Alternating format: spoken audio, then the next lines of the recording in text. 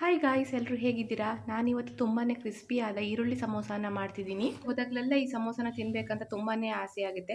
ನಾವು ಮನೆಯಲ್ಲಿ ಆರಾಮ್ಸೆ ಸ್ವಲ್ಪ ಇಂಗ್ರೀಡಿಯೆಂಟ್ಸ್ನ ಯೂಸ್ ಮಾಡಿಕೊಂಡು ಮಾಡ್ಕೋಬಹುದು. ಬನ್ನಿ ಹೇಗೆ ಮಾಡೋದು ಅಂತ ನೋಡೋಣ.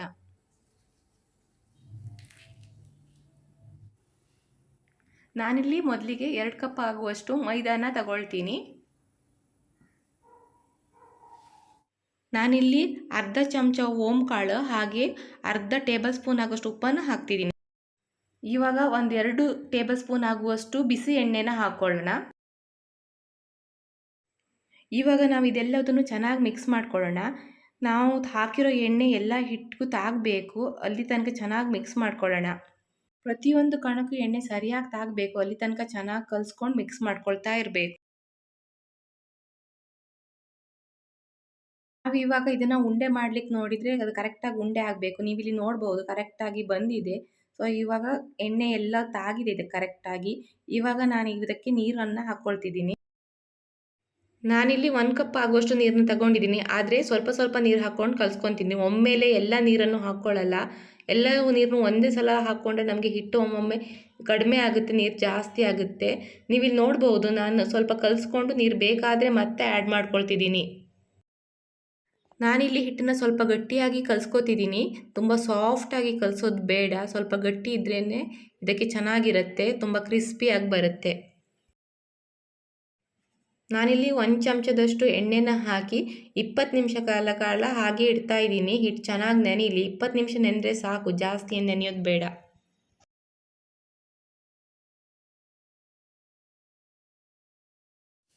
ಇವಾಗ ಸ್ಟಫಿಂಗ್ಗೆ 2 ಚಮಚದಷ್ಟು ಎಣ್ಣೆನ ತಗೊಂಡಿದ್ದೀನಿ. ಇದಕ್ಕೆ 1 ಚಮಚದಷ್ಟು ಜೀರಿಗೆ ಹಾಗೆಯೇ 1-2 ಈರುಳ್ಳಿನ ಚೆನ್ನಾಗಿ ಹಚ್ಕೊಂಡು ಹಾಕ್ಕೊಳ್ತೀನಿ. ಇವಾಗ ಇದನ್ನು ಹೈ ಫ್ಲೇಮಲ್ಲಿ 2 ನಿಮಿಷ ಚೆನ್ನಾಗಿ ಫ್ರೈ ಮಾಡುವ. ಜಾಸ್ತಿ ಫ್ರೈ ಆಗೋದು ಬೇಡ, ಯಾಕಂದರೆ ಇದನ್ನು ಆಮೇಲೆ ಪುನಃ ಫ್ರೈ ಮಾಡಲಿಕ್ಕಿದೆಯಲ್ಲ, ಆವಾಗ ಚೆನ್ನಾಗಿ ಫ್ರೈ ಆಗುತ್ತೆ. ಇವಾಗ 2 ನಿಮಿಷ ಚೆನ್ನಾಗಿ ಫ್ರೈ ಆದರೆ ಸಾಕು.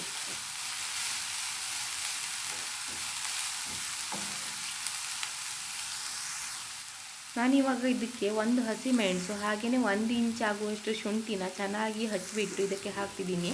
ಈಗ ಇದೆಲ್ಲದನ್ನು ಇನ್ನೊಂದು ಸಲ ಚೆನ್ನಾಗಿ ಫ್ರೈ ಮಾಡುವ. ಏನು ಜಾಸ್ತಿ ಏನು ಬೇಡ, 1 ಮಿನಿಟ್ಸ್ ಅಥವಾ 2 ಮಿನಿಟ್ಸ್ ಆಗುವಷ್ಟು ಹೈ ಫ್ಲೇಮಲ್ಲಿ ಫ್ರೈ ಮಾಡಿದರೆ ಸಾಕು.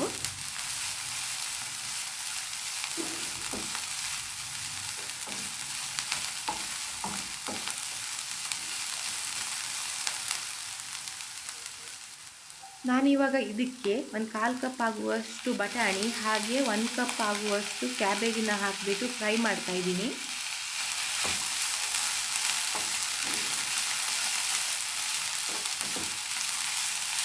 ನಾನಿಲ್ಲಿ ಕ್ಯಾಬೇಜ್ ಹಾಗೆ ಬಟಾಣಿ ಹಾಕಿದ ಮೇಲೆ 1 ನಿಮಿಷ ಹೈ ಫ್ಲೇಮಲ್ಲಿ ಇಟ್ಕೊಂಡು ಫ್ರೈ ಮಾಡ್ತಾ ಇದ್ದೀನಿ. ಜಾಸ್ತಿ ಏನು ಫ್ರೈ ಮಾಡ್ಕೊಳ್ತಾ ಇಲ್ಲ. ಇಲ್ಲಿ ಇದಕ್ಕೆ ಸ್ಪೈಸಸ್ನ ಆ್ಯಡ್ ಮಾಡ್ಕೊಳ್ಳೋಣ. ನಾನಿಲ್ಲಿ ಅರ್ಧ ಚಮಚ ಉಪ್ಪು ಹಾಕ್ತಾ ಇದ್ದೀನಿ. ಹಾಗೆಯೇ ಇದ್ರ ಜೊತೆಗೆ ಅರ್ಧ ಚಮಚ ಗರಂ ಮಸಾಲ, 1 ಚಮಚ ಚಿಲ್ಲಿ ಪೌಡರ್, ಟರ್ಮರಿಕ್ ಪೌಡರ್ ಅರ್ಧ ಚಮಚ, ಕೊರಿಯಂಡರ್ ಪೌಡರ್ ಅರ್ಧ ಚಮಚ, ಆಮ್ಚೂರ್ ಪೌಡರ್ ಅರ್ಧ ಚಮಚ, ಆಪ್ಷನಲ್ ಇದು, ಪೆಪ್ಪರ್ 1 ಟೇಬಲ್ ಸ್ಪೂನ್. ಇದೆಲ್ಲದನ್ನ ಹಾಕ್ಕೊಂಡು ಚೆನ್ನಾಗಿ ಮಿಕ್ಸ್ ಮಾಡ್ಕೊಳ್ತಾ ಇದ್ದೀನಿ. ಲೋ ಫ್ಲೇಮಲ್ಲಿ ಇಟ್ಕೊಂಡು ಚೆನ್ನಾಗಿ ಮಿಕ್ಸ್ ಮಾಡ್ಕೊಳ್ಳಿ. ಇವಾಗ ಸ್ಪೈಸಸ್ನೆಲ್ಲದನ್ನು ಒಳ್ಳೆ ಘಮ ಬರ್ತಾ ಇದೆ. ಇವಾಗ ಪರ್ಫೆಕ್ಟಾಗಿ ಎಲ್ಲದೂ ಕುಕ್ ಆಗಿದೆ ಅಂತ ಅರ್ಥ. ಮಸಾಲೆ ಎಲ್ಲ ಚೆನ್ನಾಗಿ ಒಂದಕ್ಕೊಂದು ಹೊಂದ್ಕೊಂಡಿದೆ. ಇವಾಗ ಸ್ವಲ್ಪ ಕೊತ್ತಂಬರಿ ಸೊಪ್ಪನ್ನು ಹಾಕಿ ಇವೆಲ್ಲದನ್ನು ಚೆನ್ನಾಗಿ ಇನ್ನೊಂದು ಸಲ ಮಿಕ್ಸ್ ಮಾಡ್ಕೊಳ್ಳೋಣ. ಇವಾಗ ನಮ್ಮ ಸಮೋಸ ಸ್ಟಫಿಂಗ್ ರೆಡಿ ಆಯಿತು.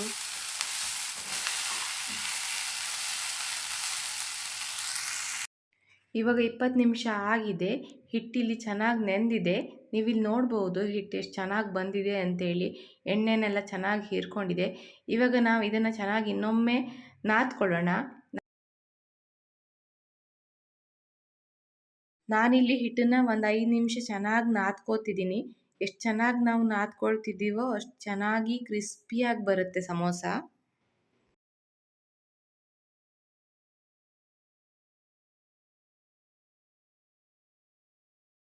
ಇವಾಗ ಒಂದು ಬಾಲ್ ಸೈಜ್ ಆಗುವಷ್ಟು ಹಿಟ್ಟನ್ನು ತಗೊಂಡು ಉಂಡೆ ಮಾಡ್ಕೊಳ್ಳೋಣ.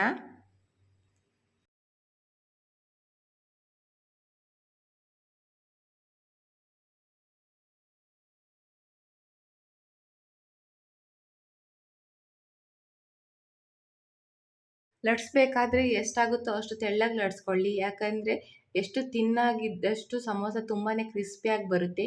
ನೀವಿಲ್ಲಿ ನೋಡ್ಬೋದು ನಾನು ಎಷ್ಟು ತೆಳ್ಳಗೆ ಲಟ್ಸ್ತಿದ್ದೀನಿ ಅಂತೇಳಿ. ಕೆಳಗಡೆ ಫ್ಲೋರ್ ಎಲ್ಲ ಕಾಣಿಸ್ತಾ ಇದೆ. ನೀವು ಹೀಗೆ ಚೆನ್ನಾಗಿ ಲಟ್ಸ್ಕೊಂಡ್ರೆ ಸಮೋಸ ತುಂಬಾ ಕ್ರಿಸ್ಪಿಯಾಗಿರುತ್ತೆ.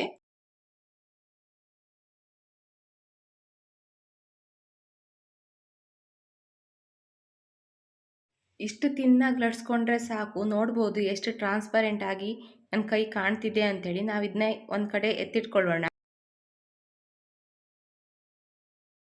ಇವಾಗ ನಾನು ಇದಕ್ಕೆ 1 ಚಮಚ ಆಗುವಷ್ಟು ಎಣ್ಣೆನ ಹಾಕ್ಕೊಂಡು ಎಲ್ಲ ಕಡೆ ಸ್ಪ್ರೆಡ್ ಮಾಡ್ಕೊಳ್ತಾ ಇದ್ದೀನಿ.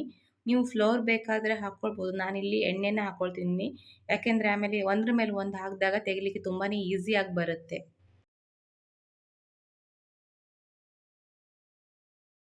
ನಾನು ಇದರ ಮೇಲೆ ಇನ್ನೊಂದು ಅದೇ ಥರ ಲಟ್ಟಿಸ್ಕೊಂಡು ಇನ್ನೊಂದು ಲೇಯರ್ನ ಹಾಕ್ಕೊಳ್ತಾ ಇದ್ದೀನಿ. ಕರೆಕ್ಟಾಗಿ ಒಂದಕ್ಕೊಂದು ಅಡ್ಜಸ್ಟ್ ಮಾಡಿ ಕೂರಿಸ್ಕೋಬೇಕು. ಇವಾಗ ಇದಕ್ಕೆ ಪುನಃ 1 ಚಮಚ ಆಗುವಷ್ಟು ಎಣ್ಣೆ ಹಾಕ್ಕೊಂಡು ಎಲ್ಲ ಕಡೆ ನೀಟಾಗಿ ಸ್ಪ್ರೆಡ್ ಮಾಡ್ಕೊಳ್ಳಿ.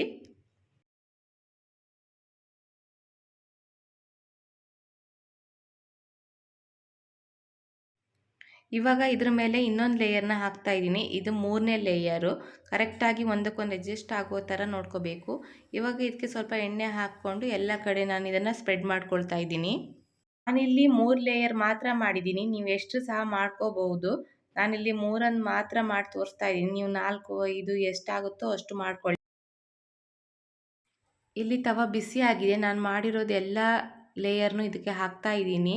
ನಾನು ಇದನ್ನು 10 ಸೆಕೆಂಡ್ ಮೀಡಿಯಮ್ ಫ್ಲೇಮಲ್ಲಿ ರೋಸ್ಟ್ ಮಾಡ್ಕೊಳ್ತಾ ಇದ್ದೀನಿ. ಇವಾಗ ಟರ್ನ್ ಮಾಡಿ ಹಾಕ್ಕೊಳ್ತಿದ್ದೀನಿ. ನಾನಿವಾಗ ಪುನಃ ಮೀಡಿಯಮ್ ಫ್ಲೇಮಲ್ಲಿ ಇಟ್ಕೊಂಡು 10 ಸೆಕೆಂಡ್ ರೋಸ್ಟ್ ಮಾಡ್ಕೊಳ್ತಾ ಇದ್ದೀನಿ. ಹಾಗೆಯೇ ಮೇಲಿರೋ ಶೀಟ್ಸ್ನ ಪುನಃ ಟರ್ನ್ ಮಾಡಿ ಇನ್ನೊಂದು ಕಡೆ ಹಾಕ್ತಾ ಇದ್ದೀನಿ. ನೀವಿಲ್ಲಿ ನೋಡ್ಬೋದು ನಾನು ಹೇಗೆ ಮಾಡ್ತಿದ್ದೋ ನೀವು ಹಾಗೆ ಸಹ ಮಾಡಿ. ತುಂಬಾ ಈಸಿ ಆಗಿದೆ. ಒಂದು ವೇಳೆ ನಿಮಗೆ ಇದು ತುಂಬಾ ಕಷ್ಟ ಅಂತ ಅನಿಸಿದೆ ಆದರೆ ನೀವು ಒಂದೊಂದೇ ಶೀಟ್ಸ್ನ ಸಹ ಫ್ರೈ ಮಾಡ್ಕೋಬಹುದು. ಆವಾಗ ನಿಮಗೆ ಯಾವ ಸಹ ಕನ್ಫ್ಯೂಷನ್ ಆಗಲ್ಲ.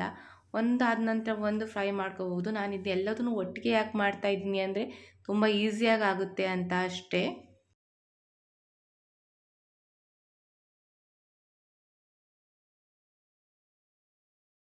ಒಂದು ಶೀಟ್ಸ್ ಚೆನ್ನಾಗಿ ಫ್ರೈ ಆಗಿದೆ. ನೀವಿಲ್ಲಿ ನೋಡ್ಬೋದು ಎಷ್ಟು ಚೆನ್ನಾಗಿ ಬಂದಿದೆ ಅಂಥೇಳಿ. ತುಂಬಾ ಈಸಿ ಇದೆ, ಜಾಸ್ತಿ ಏನು ಕಷ್ಟಪಡೋದೇನು ಬೇಕಾಗಿಲ್ಲ. ಒಂದೊಂದೇ ಸೈಡು ಟರ್ನ್ ಮಾಡಿ 10 ಸೆಕೆಂಡ್ ರೋಸ್ಟ್ ಮಾಡಿಕೊಂಡ್ರೆ ಆಯಿತು. ತುಂಬ ಓವರಾಗಿ ರೋಸ್ಟ್ ಮಾಡೋದು ಇಲ್ಲ, ಬ್ರೌನ್ ಕಲರೆಲ್ಲ ಮಾಡೋದೇನು ಬೇಡ. ಜಸ್ಟ್ ಒಂದು ಸ್ವಲ್ಪ ರೋಸ್ಟ್ ಆದರೆ ಸಾಕಾಗುತ್ತೆ.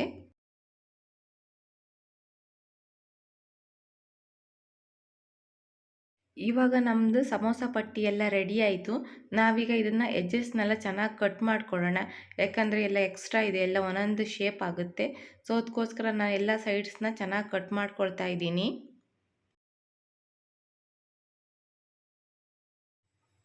ನಾವಿವಾಗ ಇದನ್ನು ಮತ್ತೆ ಮಿಡ್ಲಲ್ಲಿ ಕಟ್ ಮಾಡ್ಕೊಳ್ಳೋಣ.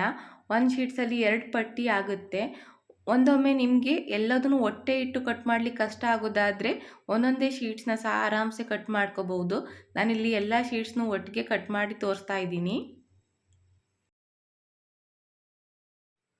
Home made samosa sheets ready ಆಯಿತು. ಇನ್ನು ಇದಕ್ಕೆ ಸ್ಟಫಿಂಗ್ ಹಾಕಿ ಸಮೋಸನ ಫ್ರೈ ಮಾಡಿದರೆ ಆಯಿತು.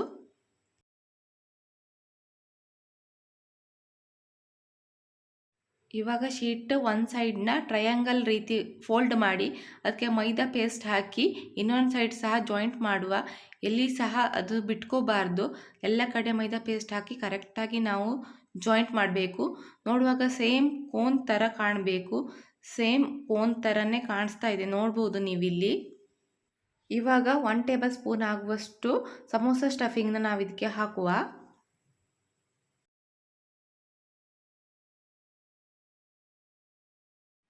ಇವಾಗ ನಾವು ಎಲ್ಲ ಕಡೆ ಮೈದಾ ಪೇಸ್ಟ್ ಹಾಕಿ ಕರೆಕ್ಟಾಗಿ ಸೀಲ್ ಮಾಡುವ.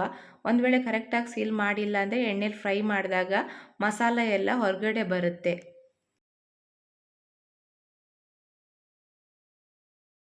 ಇವಾಗ ನಮ್ಮ ಸಮೋಸ ರೆಡಿ ಆಗಿದೆ. ಇನ್ನು ಎಣ್ಣೆಯಲ್ಲಿ ಫ್ರೈ ಮಾಡಿದರೆ ಆಯಿತು. ನಾನಿಲ್ಲಿ ಎಣ್ಣೆನ ಮೀಡಿಯಮ್ ಆಗಿ ಬಿಸಿ ಮಾಡ್ಕೊಂಡಿದ್ದೀನಿ.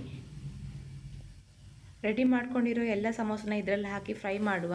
ತುಂಬ ಎಣ್ಣೆ ಬಿಸಿ ಆಗೋದು ಬೇಡ, ಯಾಕಂದರೆ ಮೇಲ್ಗಡೆ ಎಲ್ಲ ಬೇಗ ಕೆಂಪಾಗುತ್ತೆ, ಹಾಗೆ ಒಳಗಡೆ ಬೆಂದಿರಲ್ಲ. ನಾನು ಇವಾಗ ಇದನ್ನೆಲ್ಲ ನಿಧಾನಕ್ಕೆ ಟರ್ನ್ ಮಾಡ್ತಾ ಇದ್ದೀನಿ. ಒಂದು ಕಡೆ ಸ್ವಲ್ಪ ಟೈಮ್ ಬೇಯಿಸಿದ ನಂತರ ಇನ್ನೊಂದು ಕಡೆ ಟರ್ನ್ ಮಾಡಿ ಇನ್ನೊಂದು ಕಡೆ ಬೇಯಿಸಬೇಕಾಗುತ್ತೆ. ನಾವು ಗೋಲ್ಡನ್ ಕಲರ್ ಬರೋ ತನಕ ಇದನ್ನು ಚೆನ್ನಾಗಿ ಕುಕ್ ಮಾಡ್ಕೋಬೇಕಾಗುತ್ತೆ ಎಣ್ಣೆಯಲ್ಲಿ. ನೀವಿಲ್ಲಿ ನೋಡ್ಬೋದು ಗೋಲ್ಡನ್ ಕಲರ್ ಬಂದಿದೆ. ನಾನು ಇದನ್ನು ಮೀಡಿಯಮ್ ಫ್ಲೇಮಲ್ಲೇ ಫ್ರೈ ಮಾಡ್ಕೊಂಡಿದ್ದೀನಿ, ಹೈ ಫ್ಲೇಮಲ್ಲಿ ಫ್ರೈ ಮಾಡ್ಕೋಬಾರ್ದು. ನೋಡಿ ಎಷ್ಟು ಚೆನ್ನಾಗಿ ಬಂದಿದೆ ಅಂಥೇಳಿ. ಇವಾಗ ನಮ್ಮ ಸಮೋಸ ರೆಡಿ ಆಗಿದೆ, ಇನ್ನು ಸರ್ವ್ ಮಾಡ್ಬೋದು. ನನ್ನ ಈ ವಿಡಿಯೋ ಇಷ್ಟ ಆಗಿದರೆ ಪ್ಲೀಸ್ ಲೈಕ್ ಮಾಡಿ, ಶೇರ್ ಮಾಡಿ, ಕಮೆಂಟ್ ಮಾಡಿ. ಹಾಗೆಯೇ ಪ್ಲೀಸ್ ಪ್ಲೀಸ್ ಪ್ಲೀಸ್ ಪ್ಲೀಸ್ ನನ್ನ ಚಾನಲ್ನ ಸಬ್ಸ್ಕ್ರೈಬ್ ಆಗೋದು ಮಾತ್ರ ಮರಿಬೇಡಿ. Thank you. Take care.